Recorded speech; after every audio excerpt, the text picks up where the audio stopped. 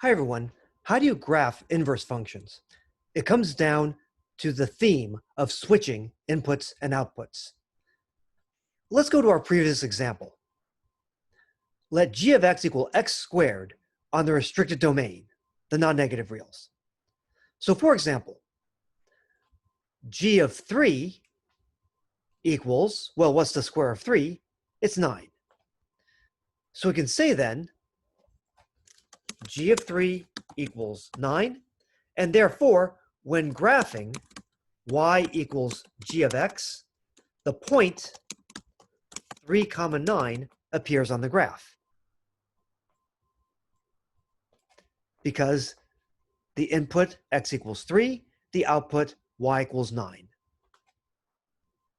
But now, what does the g inverse function do? It takes the principal square root.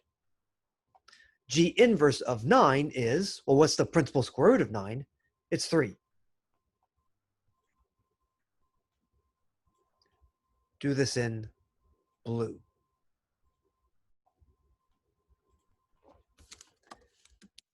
G inverse of 9 is 3.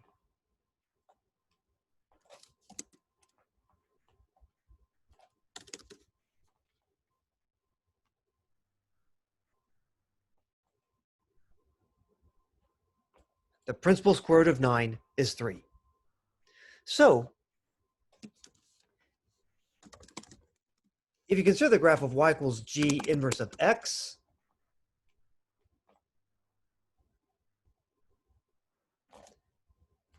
if you consider the graph of y equals g inverse of x, what point lies on the graph? What point lies on the graph?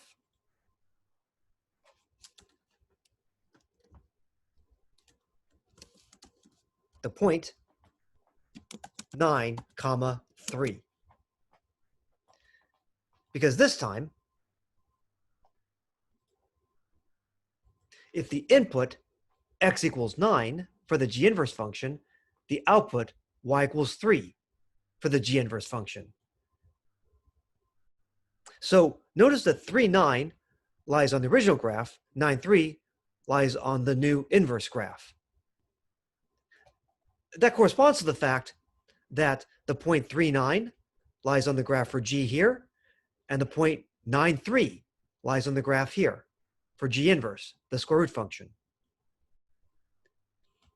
Again, g takes you from 3 to 9, g inverse takes you from 9 to 3. On the original graph for g, the point 3, 9 appears on the graph. On the new graph for g inverse, 9, 3 appears on the graph. In general, if f is invertible, the point AB lies on the graph of y equals f of x, if and only if the point BA lies on the graph of y equals f inverse of x. You switch inputs and outputs. If 3, 9 lies on one graph, 9, 3 lies on the other, and so on. 2, 4 goes to 4, 2, and so on. AB goes to BA. AB goes to BA. Just like 3, 9 goes to 9, 3. In that sense, you can do point plotting and you can graph the inverse graph. The graph of a function, a one-to-one function, and its inverse function, these graphs will be symmetric about the line y equals x. To get from one graph to the other, you reflect the graph about the line y equals x to get the other graph.